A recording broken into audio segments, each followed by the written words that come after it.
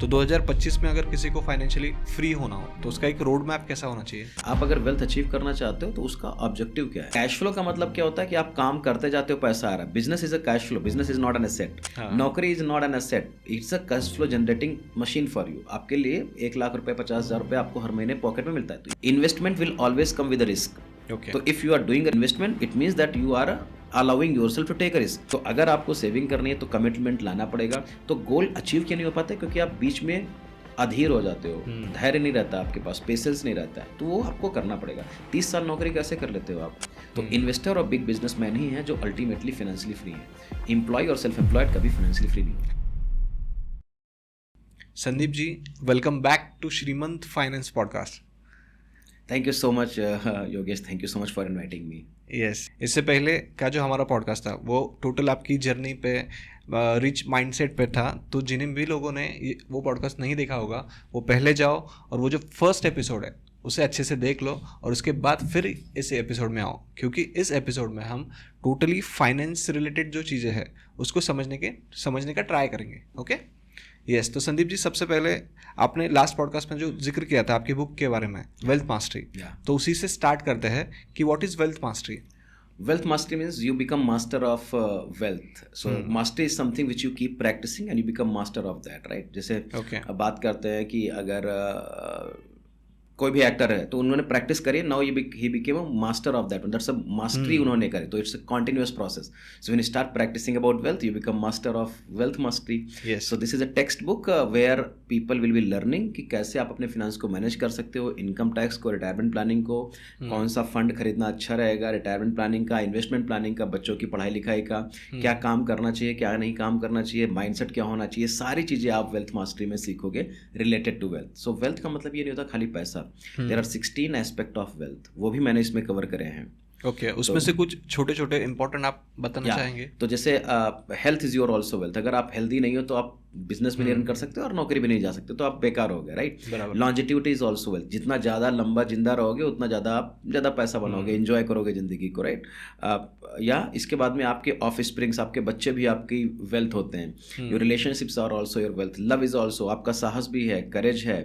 तो ये सारी चीज़ें 16 तरीके की वेल्थ हुई है. हेल्थ है, स्पिरिचुअलिटी है, your domain of knowledge is also, Saraswati को बोलते हैं हम लोग, राइट? ये सारे 16 तरीके की वेल्थ होती है. जब आप 15 वेल्थ पे फोकस करते हो तो 16वीं वेल्थ जो मनी होती है ऑटोमेटिकली आती है. लैंड है, गोल्ड है, ये सारे तरीके की अलग अलग वेल्थ है. अगर किसी के पास पैसा नहीं है लेकिन 5 किलो सोना रखा हुआ है, उसके पास गोल्ड है, तो भी रिच है. यस. किसी के पास में अगर पैसा कैश नहीं है लेकिन अगर उसके पास में 2 एकड़, 5 एकड़, 10 एकड़ अगर लैंड है तो वो भी रिच है. yes. तो 16 एस्पेक्ट होते हैं मनी के. अगर आप 15 लेवल पे फोकस करोगे तो मनी जो एक लास्ट एस्पेक्ट है वो ऑटोमेटिकली आपकी ज़िंदगी में आता है. ये पूरा कॉन्सेप्ट वेल्थ मास्टरी का है. ओके. और इसको अचीव कैसे करते हैं? वेल्थ बहुत आसान है अचीव करना. तो आपको ये फोकस करना है कि वेल्थ का एक्चुअल मीनिंग आपकी ज़िंदगी में. आप अगर वेल्थ अचीव करना चाहते हो तो उसका ऑब्जेक्टिव क्या है, मतलब इस्तेमाल क्या करो. अब जैसे मान लेते हैं आप ग्रेजुएशन, पोस्ट ग्रेजुएशन क्यों की है? इसलिए ताकि आपको एक डिग्री मिल जाए. और डिग्री क्यों मिल जाए? ताकि आप नौकरी कर जाओ. नौकरी मिल जाए क्यों आपको? ताकि आप पैसा बना सको. और पैसा क्यों बनाओ? ताकि आप अच्छी लाइफ स्टाइल. तो लास्ट एजेंडा क्या हुआ कि आपको अपनी फैमिली को अच्छा खाना है, पिलाना है और लाइफ स्टाइल बढ़िया करनी है. yes. तो अगर ये इतना सब ड्रामा ना करके डायरेक्टली वेल्थ अचीव किया जाए और अपनी फैमिली को सुख रखा जाए तो भी अच्छा है. तो how you can achieve that one? ये हो सकता है बिजनेस से, ये हो सकता है आपकी नौकरी से, फ्रीलांसिंग से. आप कोई प्रोडक्ट और सर्विस बना सकते हो, फ्रीलांसर बन सकते हो, बहुत तरीके से हो सकता है. तो वेल्थ मास्टरी को अचीव करने का सिंपल है कि आप एक प्रोडक्ट और सर्विस बनाइए या फिर एक ऐसी स्किल मार्केट में बेचो या सर्विस दो ताकि आपके पास पैसा बन जाए. कोई भी मार्केट में आप काम कर रहे हो तो it has to be a transaction. Once transaction is happening then you will make money. Let's consider कि आप अभी इडली डोसा बेच रहे हो तो आप प्रोडक्ट दे रहे हो, आपको पैसा मिल रहा है, राइट? ट्रैवल कर रहे हो तो आप सर्विस दे रहे हो, पैसा मिल रहा है. आप पॉडकास्ट शूट कर रहे हो तो आपको व्यूअर से पैसा मिलेगा, यूट्यूब से आपको मोनेटाइजेशन हो सकता है. तो anything which you are putting into the market which gives you money and you convert that money into wealth. Wealth means asset बनाते हो और फिर वो asset से आपका पैसा बनना शुरू हो जाता है. तो ये सिंपल लॉजिक है. नौकरी को एज अ जिंदा रहने का टूल ना समझो. नौकरी is to create wealth so that you can get retired and do whatever you want. Okay.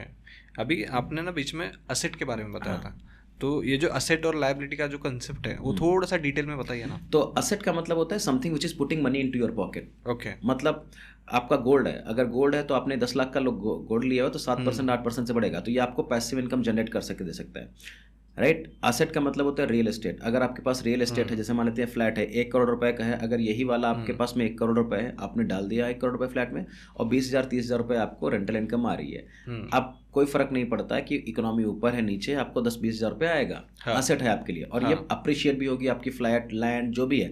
Gold भी अप्रिशिएट होता है। इक्विटी ऑल्सो एसेट है कि आपको वो 10% 20% देकर आ जाएगी। म्यूचुअल फंड है, FD है, ये सारी चीजें जो है ना असेट कैटेगरी में, ऐसी चीज जिससे हम पैसा बना सकते हैं। ओके। और वो अपने आप काम करती है। उसके लिए हमको FD के ऊपर बैठना नहीं पड़ता है कि नहीं मैं बैठा हूँगा बैंक में तब मेरे को FD पे इंटरेस्ट मिलेगा। आपको रेंट पे अगर ये प्रॉपर्टी देनी है तो you don't need to be living in this room. Cash flow का मतलब क्या होता है कि आप काम करते जाते हो, पैसा आ रहा है। Business is a cash flow, business is not an asset. अगर आप बिजनेस बेच दोगे तब जो पैसा मिलेगा उसको एसेट बोलेंगे, लेकिन बिजनेस तो जनरेट करने के लिए है ना। नौकरी is not an asset, it's a cash flow generating machine for you. आपके लिए 1 लाख रुपए 50,000 रुपए आपको हर महीने पॉकेट में मिलता है, तो इन सब चीज़ों को एसेट बोलते हैं। Now second thing is liability. Liability का मतलब होता है which is pulling money out of your pocket. आपकी पॉकेट से पैसा निकाल रहा है कोई, जैसे home loan, car loan, personal loan, education loan, these things जो आपके ऊपर लायबिलिटी है, मतलब बड़ा लिया हुआ है। अब आप बोलोगे कि वेजिटेबल खरीदने जाएंगे, स्कूल के बच्चे का फीस देंगे, माइक खरीदने जाएंगे, मोबाइल, ये भी तो लायबिलिटी नो। ये आपके एक्सपेंस है। एक्सपेंस मतलब डेली या एक बार खर्चा कर दिया। लायबिलिटी मतलब हर महीने आपको EMI पे करना है। तो liability which is pulling money out of your pocket, home loan, car loan, personal loan, education loan, jewel loan, place कर दिया कुछ, तो ये सारी चीज़ें लोन की कैटेगरी में आते हैं, उनको लायबिलिटी, जिसके लिए मैं लायबल हूँ लंबे समय तक के लिए, और उसका एक छोटा पोर्शन मैं देता जा रहा हूँ ताकि छोटा छोटा पोर्शन बाद में बड़े पोर्शन को कंप्लीट कर दे। ओके। असेट का मतलब छोटा छोटा अमाउंट आ रहा है ताकि हमारा उससे खर्चा चल जाए, बढ़ता रहे असेट, इस तरीके से। तो asset minus liability will give you a figure that is called asset, that's called net worth. Okay. Asset minus liability, जो हमारे पास में है और जो मुझे देना है, इन दोनों का डिफरेंस क्या है, वही एक्चुअली मेरी वर्थ है। तो मान लेते 1 करोड़ रुपए का घर लिया आपने, 80 लाख रुपए का अभी भी है, 20 लाख रुपए अपनी पॉकेट से डाला था। अगर आप घर बेच दोगे तो कितना पैसा आपको मिलेगा? 80 लाख। 80 लाख नहीं मिलेगा, क्योंकि 80 लाख आपको बैंक को देना है, 1 करोड़ आपकी पॉकेट में आएगा, 20 लाख रुपए आपका नेटवर्थ है। तो नेटवर्थ आपकी एक्चुअली 20 लाख है, क्योंकि आप ऐसा नहीं बोल सकते कि आपने लोन दिया फिर मैं अपना लोन घर बेच दूंगा, पैसा अपने पास रखूंगा, नहीं, बैंक को पे करना है। तो आपके पास में कितनी ऐसी चीजें हैं जो आज आप सब कुछ बेच देते हो, राइट, तो आपको कैश मिलेगा, उसको बोलते हैं नेटवर्थ। और उस कैश पे कितने दिन जिंदा रह सकते हो आप अपने बिना लाइफ स्टाइल डायल्यूट करे, उसको बोलते हैं वेल्थ। तो wealth is not calculated in terms of money you made, how many days, how many number of days you can survive in that cash flow, in that money, अपनी life style को dilute ना करे हुए, उसको बोलते हैं wealth. तो हमारी वेल्थ मान लेते हैं कि अभी अगर 1 करोड़ रुपए है मान लेते हैं, तो 1 करोड़ रुपए अगर हमारे पास में रहेगा तो मैं कितने समय तक के लिए उस पैसे को इस्तेमाल कर सकता हूँ ताकि मैं हमारी लाइफ स्टाइल चलती रहे। ओके, दैट्स अ होल फंडा, asset, liability, net worth and cash flow. Okay. एकदम शॉर्ट में अच्छे से समझा दिया आपने। Thank you. यस, अभी आपने बीच में ना इन्वेस्टमेंट इन गोल्ड की बात की थी। बहुत से लोग आजकल इसे क्रिटिसाइज करते हैं, तो आपके क्या सजेशन है इस पर? देखो, हर एक टाइम पर एक चीज़ अच्छी होती है, राइट। तो आपको ये सोचना पड़ेगा कि आप कंपेयर किससे कर रहे हो। अब gold is a commodity, silver is a commodity, petrochemical is a commodity, natural gas is a commodity, jowar, bajra, rice vice, ये सब कमोडिटी हैं। तो आपको ये सोचना, कमोडिटी को अगर आप हाई इंटरेस्ट पेइंग इंस्ट्रूमेंट से अगर कंपेयर करोगे तो वो तो गलत बात है ना। हमेशा याद रखो कि गोल्ड, आपको 2 तरीके के गोल्ड होते हैं। एक तो आप ऑर्नामेंट बनाते हो, जो हमारी वाइफ घर में महिलाएं पहनती हैं, हम लोग पहनते हैं, राइट। तो आप ऑर्नामेंट के यूज करो कि इन्वेस्टमेंट के लिए यूज करो। तो gold is a best hedging tool. Inflation 7 से 8% रहता है इंडिया में, 6 से 8%। गोल्ड भी प्राइस में 7 से 10% बढ़ता है। तो आप इन्फ्लेशन को बीट करोगे। अगर थोड़ा बहुत ऊपर नीचे हो, कोई वार आया, संकट आया, तो गोल्ड एक ऐसी चीज है। रॉबर्ट कियोसाकी भी अपनी book rich dad poor dad में बताते हैं कि खाली गोल्ड और सिल्वर ही सत्य है, करेंसी सब फेक है। सरकार ऊपर जाएगी नीचे जाएगी, टुकड़े पेपर का टुकड़ा हो गया। मैं ये नहीं बोल रहा हूँ, बट आप सोचो ना कि गोल्ड ही ऐसी चीज है दुनिया में कहीं पर भी लेकर के जाओगे बिक जाएगा। लेकिन इंडिया का नोट आप पाकिस्तान, श्रीलंका है नहीं चलेगा। US डॉलर अगर इंडिया में चलाओगे तो नहीं चलेगा, चल जाएगा, but you know what I am saying. But gold ये कॉमन डिनोमिनेटर है। एक यूएस डॉलर कितने का है? 80-90 रुपए का है। यूरो कितने का है? 80-100 रुपए का है। लेकिन गोल्ड क्या है? गोल्ड हर जगह सेम है। यस, तो gold consider as a hedging tool. तो अगर मेरा फॉर्मूला क्या है कि 100 रुपए अगर मेरा इन्वेस्टमेंट करने के लिए, तो मैं 5 से 10 रुपए अपना गोल्ड और सिल्वर में रखता हूँ। सब मत रखो, और आपको लगता है कि मैं रिस्क नहीं ले सकता हूँ तो गोल्ड में ज़्यादा रखो। आपको मेरी उम्र अभी 35 साल है, 40 साल है, तो मैं ज़्यादा पैसा गोल्ड में नहीं रखूंगा, क्योंकि मैं रिस्क ले सकता हूँ। 12-15%, 20% बना सकता हूँ स्टॉक मार्केट से। ये मेरे को 7 से 8% बनेगा। सिंपल। तो इन्फ्लेशन को कंसीडर करके ये वाला हेजिंग टूल है। तो अगर आपको वेल्थ बिल्ड करनी है तो इससे वेल्थ नहीं बिल्ड हो सकती, लेकिन एक्यूमुलेशन जरूर हो सकता है वेल्थ का। हाँ, और ये ऐसी चीजें जो रात में भी अगर आपको कुछ बीमार पड़ गया कोई, अगर 50 ग्राम गोल्ड है तो आप उसको दे करके वो नहीं करने मैं गोल्ड नहीं लूंगा। आप ब्रेड और मोबाइल फोन और घर और टीवी नहीं दे सकते उसको कि यार टीवी रख लो, 50,000 की टीवी 20,000 दे दो, नहीं होगा। लेकिन अगर 1 लाख रुपए का गोल्ड है तो आपको 90,000 तो दे ही देगा वो। रात में, दिन में, सुबह शाम, इमरजेंसी के टाइम पे। एफडी आप रोज तोड़ा नहीं सकते हो, रियल एस्टेट आप रोज बेच नहीं सकते हो, गोल्ड। ओके यानी 10 में से सॉरी आउट ऑफ 100 हम 5-10% इन्वेस्ट कर सकते हैं। लगाना ही चाहिए, क्योंकि पता नहीं ना मार्केट ऊपर नीचे कब हो जाए, पता नहीं लिक्विडिटी का क्या प्रॉब्लम हो जाए, तो होना ही चाहिए। ये हमारे रूल्स हैं। आप अपने रूल बनाइए। आपकी उम्र 70 साल है तो आप एब्सोल्युटली ज्यादा गोल्ड में लगाओगे पैसा, लेकिन अभी हमारी उम्र 20 साल है, 25 साल है, तो मैं नहीं लगाऊंगा।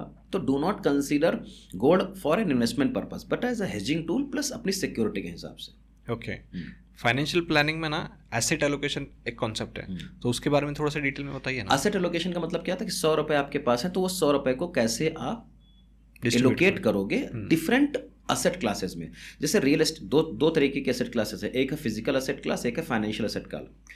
फिजिकल असेट क्लास क्या है? जैसे गोल्ड, सिल्वर, जो आप टच कर सकते हो, फील कर सकते हो, स्मेल कर सकते हो। Physical asset class, property touch कर सकते हो, गोल्ड टच कर सकते हो। लेकिन FD, RD, mutual fund, Sukanya Samriddhi, NPS, dividend, ये आप टच नहीं कर सकते। ये पेपर फॉर्मेट में फाइनेंशियल है। बैंकिंग में जाओगे, फाइनेंशियल इंस्टीट्यूशंस में जाओगे, वहां से आपको मिलेगा।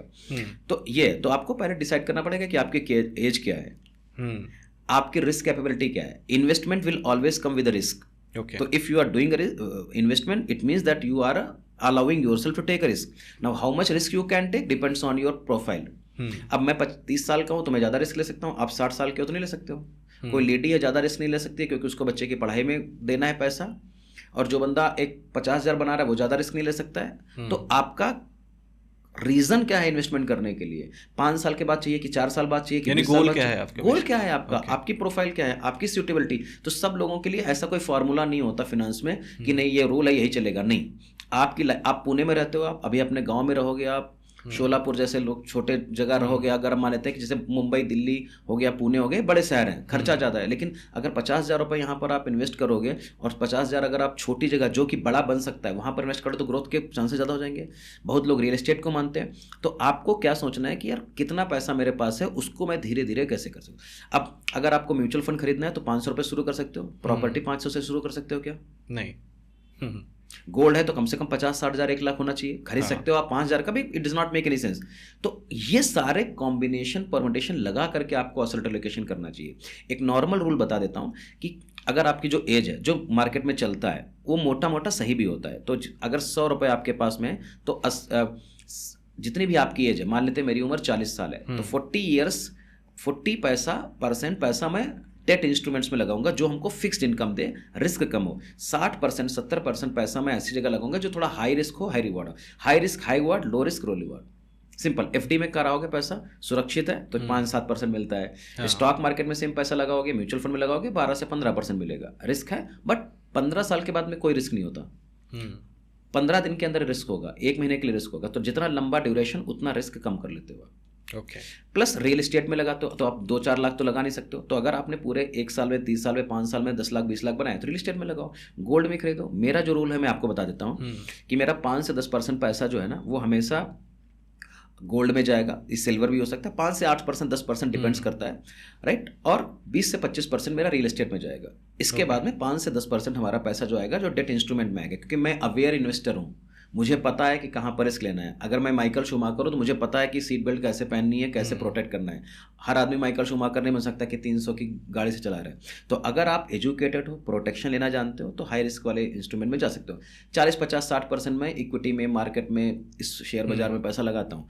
20-25% पैसा लगाया मैंने रियल एस्टेट में, ताकि हमको ग्रोथ भी दे और पैसा सेव रहे। 10-15% मैंने गोल्ड में और हाई टेकिंग अगर लगाना है तो आपको लगा सकते हो। और इसमें एक और फंडा डालो, इसमें 5 से 10% पैसा अपनी एजुकेशन पे जरूर लगाओ। हाँ, एजुकेशन यानी लोग गलत समझ सकते हैं कि उनको लगेगा कि मास्टर्स करना चाहिए। हाँ। एजुकेशन को जैसे आप वीडियो देख रहे हो, अभी कोई कोर्स होगा तो करो, किताब है जैसे मैंने आपको वेल्थ मास्टरी बुक दी है, तो वेल्थ मास्टरी की 200 रुपये की किताबें पढ़ो ना, क्योंकि इस वाली इन्वेस्टमेंट में आपने कर लिया यहाँ पर, तो ये आपको 100 गुना देगा। कोई भी आपको property, stock market, mutual fund, कोई भी आपको 100 गुना, 200 गुना, 5000 गुना दे ही नहीं सकता है, क्योंकि ये आप जिंदगी भर कराते रहते हो। आपकी ग्रेजुएशन हुआ तो एक बार ग्रेजुएशन करा आपने 2 लाख रुपए लगा करके, अब आप हर महीने 2 लाख बनाते हो। हाँ, कोई रिटर्न है क्या? नहीं। लेकिन आप 1 लाख रुपए लगा, 2 लाख रुपए लगा करके, हर महीने लगा करके गोल्ड में, रियल एस्टेट में, म्यूचुअल फंड में, स्टॉक में नहीं लगा सकते हो। तो 5% लगाओ, 10% लगाओ। 1 लाख बनाते हो, 5,000 रुपये लगाओ। तो ये सारे असेट एलोकेशन आपकी प्रोफाइल पे, रिस्क टेकिंग एबिलिटी पर, आपके गोल क्या है, फ्यूचर क्या है। अब आपकी उम्र अगर 50 ईयर्स है तो आपके बच्चों की पढ़ाई लिखाई 5 से 10 साल में कंप्लीट होनी है, शादी कंप्लीट होनी है, तो आपके पास टाइम कम है, तो आप ज़्यादा रिस्क नहीं ले सकते। मेरे पास, मेरी बेटी भी 6 ईयर्स की है, तो अभी हमको पता है कि उसके पास में 20 से 25 साल है, तो मैं ज़्यादा रिस्क ले सकता हूँ, ज़्यादा रिवॉर्ड मिलेगा, क्योंकि लंबे समय के लिए मार्केट तो ऊपर ही जाएगा। 100 साल की हिस्ट्री की मार्केट ऊपर ही जाएगा। 500 साल की हिस्ट्री आप देख लो, रियल एस्टेट में देख लो, गोल्ड में देख लो, किसी भी चीज़ का देख लो, प्रॉपर्टी में देख लो, एफडी का देख लो, कुछ भी देख लो आप। तो जब आप ऐसी चीज़ें समझते हो तो ये बहुत प्राइवेट मैटर है, लेकिन आप एक फार्मूला बनाओ, उसके हिसाब से अपना गेम प्लान बनाओ और उसके हिसाब से काम करो। इसके लिए आपको फाइनेंशियल एडवाइजर्स को कंसल्ट करना चाहिए, एजुकेट करना चाहिए, अपनी ज़िंदगी के हिसाब से लगाओ। किसी की मत सुनो, एजुकेशन लो, अपना फार्मूला बनाओ, अपने हस्बैंड वाइफ के साथ बैठो, प्लान बनाओ, आगे बढ़ो। ओके।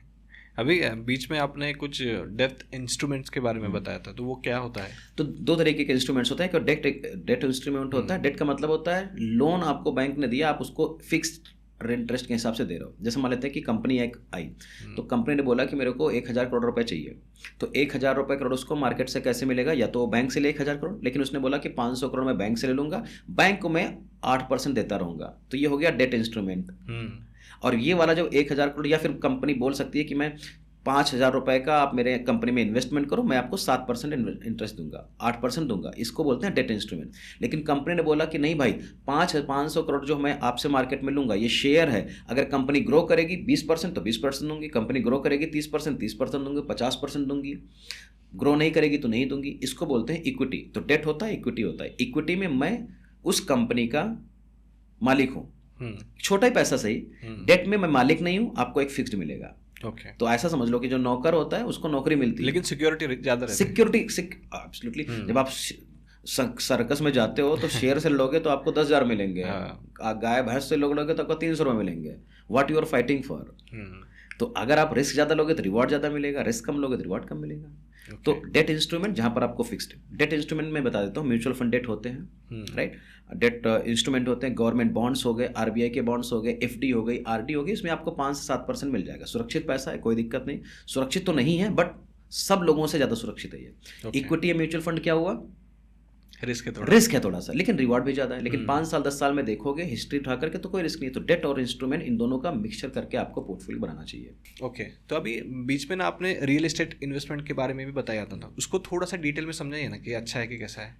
तो रियल एस्टेट बहुत बढ़िया क्वेश्चन है। देखो, अच्छा और बुरा कुछ नहीं होता, आपका इंटरेस्ट क्या है और आपका पर्पस क्या है उस इन्वेस्टमेंट के लिए। अगर मेरे को ये घर चाहिए रहने के लिए, तो मैं अपनी फैमिली के साथ में रहूँगा, तो ये इन्वेस्टमेंट नहीं है। लोग सोचते हैं कि ये कंज्यूमर प्रोडक्ट है। अब मान लेते हैं कि एक मोबाइल फ़ोन है, तो मोबाइल फ़ोन आप यूज़ कर रहे हो, वो असेट नहीं है आपके लिए।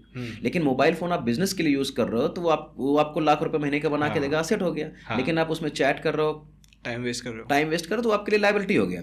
तो रियल एस्टेट का मतलब क्या होता है, समथिंग जो स्टेट का मतलब क्या होता है, विच यू ओन। और रियल का मतलब वो रियल है, टच कर सकते हो, फील कर सकते हो, स्मेल कर सकते हो, एक्सपीरियंस कर सकते हो। तो आपका पर्पस क्या है रियल एस्टेट का इन्वेस्टमेंट? तो अगर मेरा ये वाला घर बन रहा है और इसकी कीमत 1 करोड़ रुपए है, लेकिन मुझे पता है कि अभी बन रहा है तो 1 करोड़ है, लेकिन 3 साल के बाद में 1.5 करोड़ हो सकती है, तो अगर मैंने 1 करोड़ रुपए डाल दिया 1.5 करोड़ बना करके, तो ये हमारे लिए रियल एस्टेट का इन्वेस्टमेंट हो गया।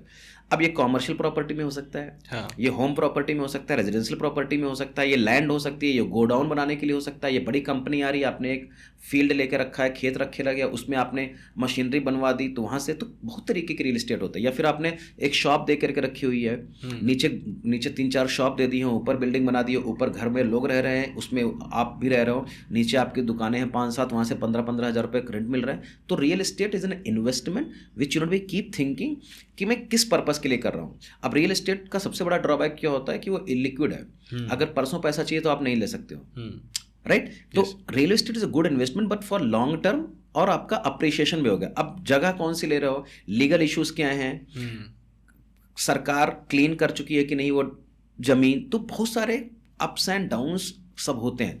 आपको ये देखना है कि यार एग्रीकल्चर लैंड ले रहे हो क्या, तो एग्रीकल्चर लैंड ले तो खाली अप्रिशिएशन के लिए कि उसमें आप कुछ ग्रेन करोगे, गार्डन बनाओगे, फूल बनाओगे, फार्मिंग करोगे, क्या करोगे आप, आपका पर्पस क्या है? तो आपको पर्पसफुल बनना है कि अगर मैं ये इन्वेस्टमेंट कर रहा हूँ तो ये इनकम के लिए कर रहा हूँ कि मैं इन्वेस्टमेंट ग्रोथ के लिए कर रहा हूँ।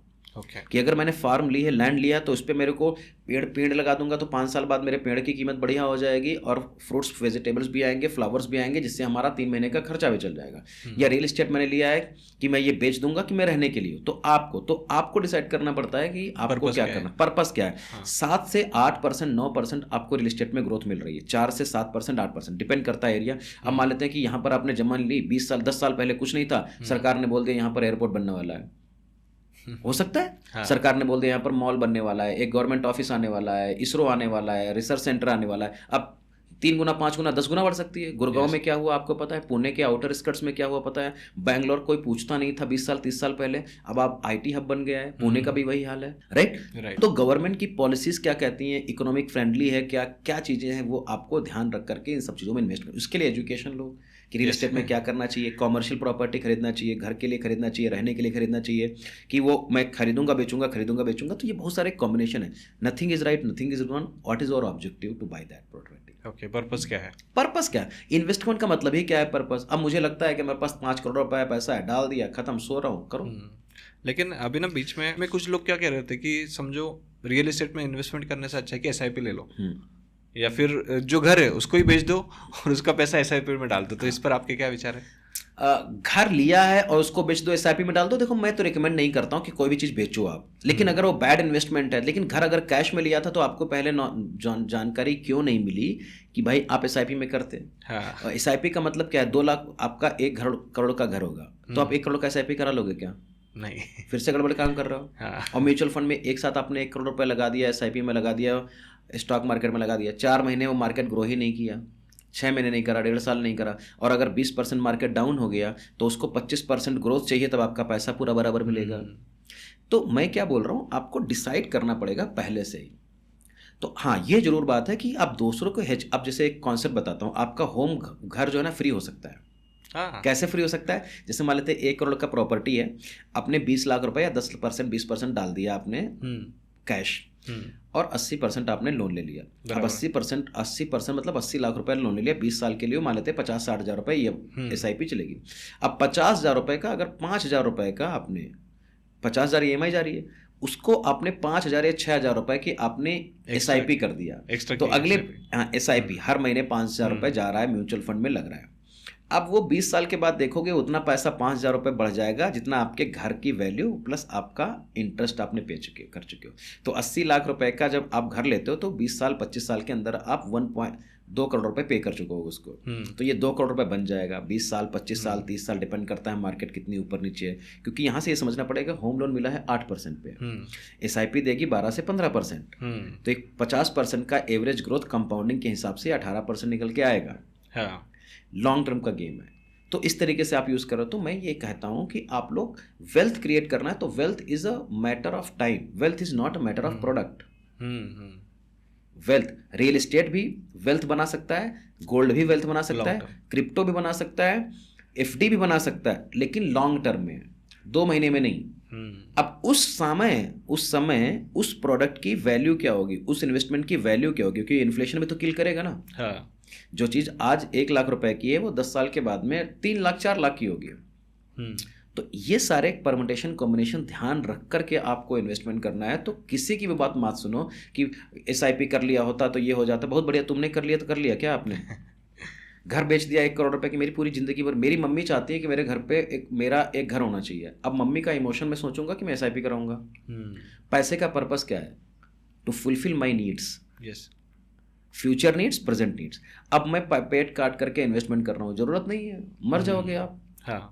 तो अब घर मेरे को, वाइफ को मेरे को रहना है अपने घर में, चाहे वो 2 BHK हो चाहे 3 BHK हो। अब मैं SIP कर रहा हूँ, मत करो यार, पहले घर ले लो आप, क्योंकि ये आप 20 साल 30 साल 40 साल आप नर्चर करोगे अपने सोल को, आपको अच्छा लगेगा, हाँ। हैप्पी बनेगा। जब मम्मी को अच्छा लगेगा, आपकी वाइफ को अच्छा लगेगा, तो उनके अच्छे लगने के लिए पैसा है। आप समझ रहे हो मेरी बात? हाँ। मेरी फिलॉसफी सिंपल है, मैं फ्रीडम चाहता हूँ ज़िंदगी में। तो मैं क्या चाहता हूँ, मेरे पास अपना खुद का घर नहीं है, even I am a millionaire but still I don't have my own home. क्या फ़र्क पड़ता है? मैं हैदराबाद जा सकता हूँ, पुणे जा सकता हूँ, दिल्ली जा सकता हूँ, कलकत्ता जा सकता हूँ, 4 दिन में दुबई में रह सकता हूँ, 10 दिन में सिंगापुर में रह सकता हूँ, 2 महीने में हैदराबाद रह सकता हूँ, 5 महीने में अमृतसर रह सकता हूँ, कहीं पर भी जा सकता हूँ मैं। तो मेरा पर्पज़ है फ्रीडम। अब फ्रीडम हो गया, मैंने एक घर ले लिया तो फिक्स्ड कॉस्ट हो गई। अब 2 करोड़ रुपए का अगर मैंने घर लिया, किसी भी शहर में जाओगे तो आपको बढ़िया 2 करोड़ रुपए का घर मिलेगा। 2 करोड़ रुपए का अगर मेरा हर महीने 2 लाख रुपए का पैसिव इनकम आ जाए तो मैं अपनी ज़िंदगी बढ़िया जी सकता हूँ। तो मैं अपना ज़िंदगी जीने के लिए ले रहा हूँ, आप रहने के लिए ले रहा हो। तो आपका पर्पज़ डिसाइड होना चाहिए कि क्या आप चाहते हो। ओके, सब कुछ पर्पस पे है, सब कुछ आपकी प्रोफाइल पे। हाँ। आपकी उम्र 40 साल है, मेरी 30 साल है, किसी की 25 साल है, सबके ऊपर आपकी। अगर आपकी उम्र 60 साल है तो आप यही सोचोगे मेरे को सिक्योरिटी चाहिए, नहीं लोगे ना रिस्क आप। हाँ। तो आपका पर्पस क्या है, आपका रिस्क एपेटाइट क्या है, आपकी पर्सनालिटी क्या है, आप कितना रिस्क लेना चाहते हो, ये आप पढ़ लो, समझ लो, सीख लो। फिर आप किसी को कंसल्ट करो, वो आपको बताएगा ये इसके ये प्रॉज हैं, ये कॉर्न है। अब आपको चूज करना है, क्योंकि अल्टीमेटली जिंदगी आपकी है। Tomorrow you can't come back to me, अरे नहीं आपने बताया था, नहीं। आप एजुकेटेड, तभी सेबी बोलती है, सरकार बोलती है कि एजुकेटेड इन्वेस्टर बनो। म्यूचुअल फंड सही है, बहुत बढ़िया सही है, सबके लिए है क्या? नहीं है। नहीं, रियल एस्टेट सही है, सबके लिए सही नहीं है। आपका पर्पस क्या है, आपकी कैपेबिलिटी क्या है, आपका इन्वेस्टमेंट क्या है, आपने पैसिव इनकम के लिए लिया है कि अपनी इमोशनल नीड को फुलफिल करने के लिए, क्या आपको डिसाइड करना है। ओके, यानी ये सब कुछ उस इंडिविजुअल पे डिपेंड करता है। एब्सोल्युटली। एजुकेशन के लिए आपका पर्पस क्या था? नौकरी वगैरह लगना, नौकरी वरना, लेकिन किसी का मतलब था कि यार मैं अपना मार्केट में मेरा धाक जम जाए। कोई IAS बनता है सेम फिजिक्स केमिस्ट्री पढ़ करके, कोई बनता है इंजीनियर, कोई बनता है बिजनेसमैन। तो पढ़ाई के पीछे आपका पर्पस क्या था? So these things are medium to achieve something which is higher purpose आपकी जिंदगी में। पीस अगर वो मान लेते हैं कि आपने ट्रेडिंग कर रहे हो रोज, आप बना लोगे 2% महीने, 5% महीने का, कोई दिक्कत नहीं, लेकिन आप दोपहर तक टेंशन में रहते हो, क्या ही फायदा ऐसा? तो आपको डिसाइड करना पड़ेगा। ओके, एकदम बढ़िया से समझा आपने, thank you. Yes Sandeep ji, अभी ना 2024 जो है वो ख़त्म होने का रहा है और 2025 स्टार्ट होने वाला है। तो 2025 में अगर किसी को फाइनेंशियली फ्री होना हो तो उसका एक रोड मैप कैसा होना चाहिए? देखो, आपको तैयारी करनी पड़ेगी।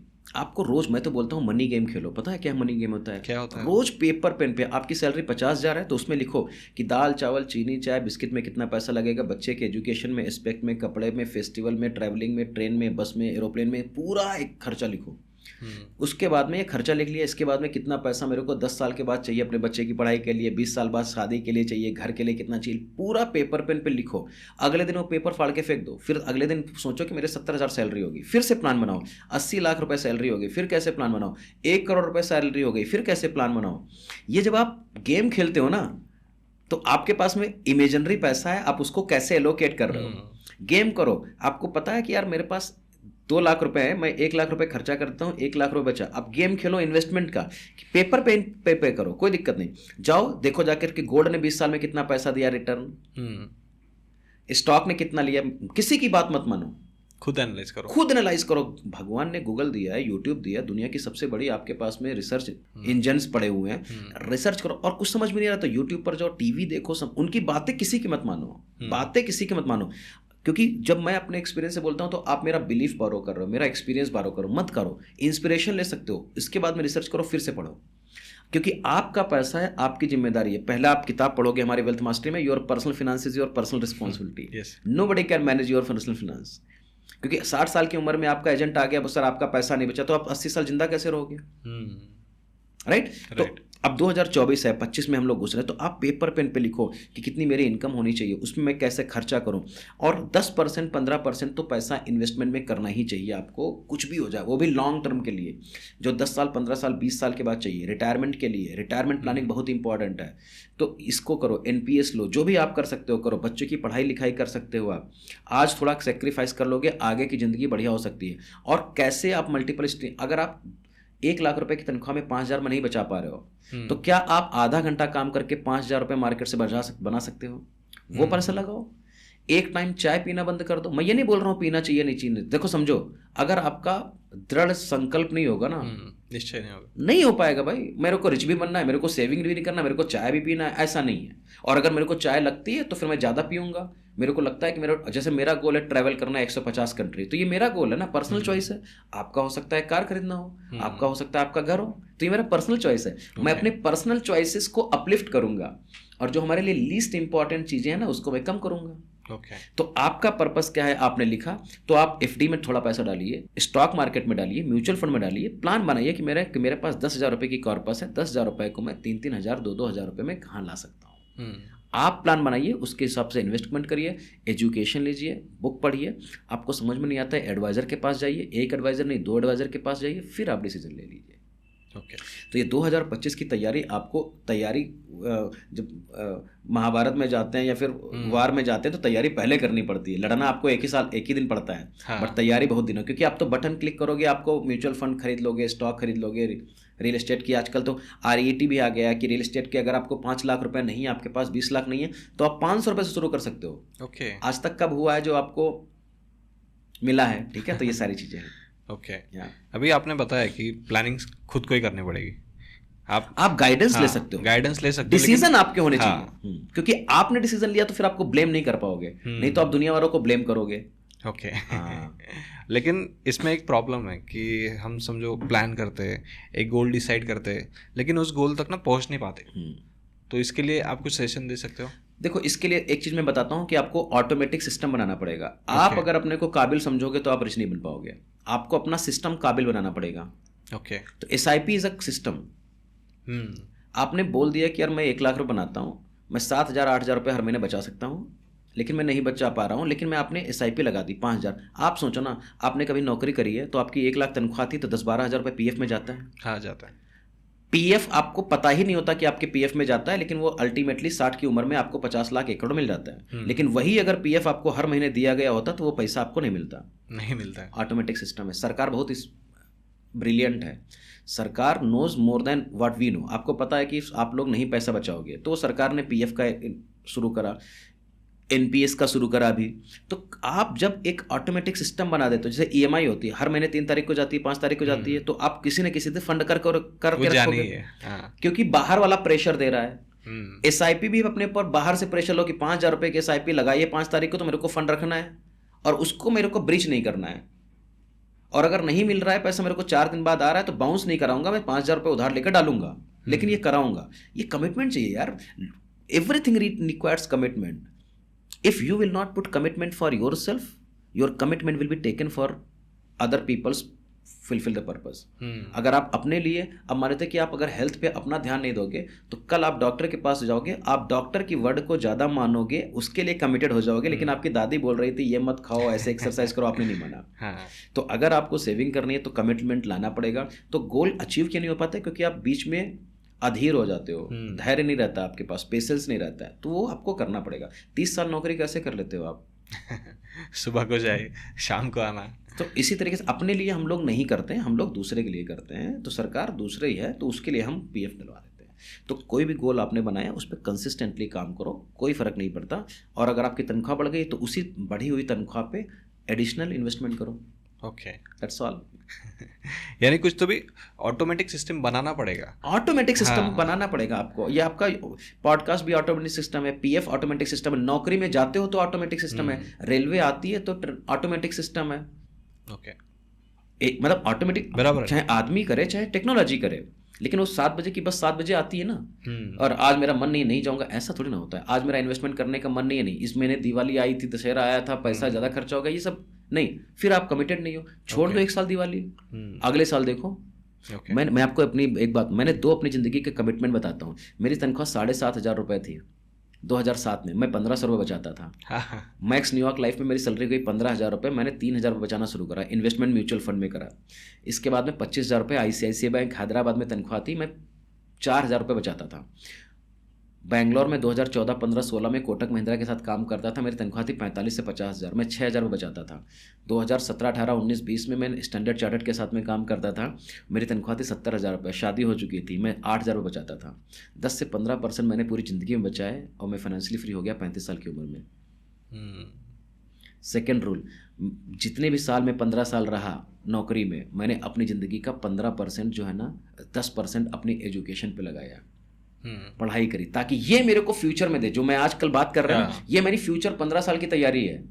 और जो इन्वेस्टमेंट बनाया, उस इन्वेस्टमेंट का इस्तेमाल मैंने अपनी लाइफ स्टाइल में, फ्यूचर ग्रोथ में, अगर कोई बड़ा कोर्स लेना था तो उससे ले लिया। तो आप समझ रहे हो, मैं अपने इमीडिएट गोल्स को भी कंप्लीट करता रहा, और फ्यूचर जो आज मैं जी रहा हूँ फिनेंशियली फ्री 35 साल की उम्र में। कितने लोग जानते हो 35 साल की उम्र में फिनेंशियली फ्री हो गए, रिटायर हो गए और मजे कर रहे हैं और अपनी जिंदगी जी रहे हैं? रिटायरमेंट का मतलब ये मत सोचो कि मैं काम नहीं करूंगा, मैं करूंगा फिर क्या, भगवान ने शरीर क्यों दिया है? But I can do what ever I want with whomever we want, any time I can do it. Okay, तो ये सब पूरे लॉजिक्स हैं। ओके, एक्चुअली मेरा नेक्स्ट क्वेश्चन वही था कि जो बहुत से लोग कहते हैं कि यार हमारी इनकम बहुत कम है, या फिर पैसे सेव ही नहीं होते, तो उस पर आपने ऑलरेडी आंसर दे दिया है। Thank you. फिर भी मैं आपको बता दूं, एक रिक्शा चालक भी अगर 5 साल काम कर लेना, फाइनेंशियल एजुकेशन है उसको, financial education is nothing but a common sense. आपकी दादी बताती थी पिगी बैंक में 5 रुपये रोज डालो, 10 रुपये रोज डालो, कहाँ डाला आपने? आपके मम्मी पापा चिल्लाते चिल्लाते मर गए कि भाई कुछ पैसा बचा ले, कुछ पैसा बचा ले, लेकिन आपको तो ये लगा था आपको आईफोन चाहिए, स्पा चाहिए, आपको ट्रैवलिंग चाहिए, गोवा चाहिए, फ्लाइट चाहिए, मूवी देखना चाहिए, नेटफ्लिक्स चाहिए, तो आप पहले वही कर लो। ये नहीं मैं बोल रहा हूँ कि बुरा है ये, मैं क्या बोल रहा हूँ कि अवेयर रहो कि आप कहाँ खर्चा कर रहे हो। मैं मूवी देखता हूँ, मैं ट्रैवल करता हूँ, मैं फैमिली के साथ में जाता हूँ, इन्वेस्टमेंट करता हूँ, स्पिरिचुअलिटी में जाता हूँ, आश्रम जाता हूँ, सब काम करो। मम्मी पापा को ध्यान देना है, हेल्थ पर ध्यान देना है।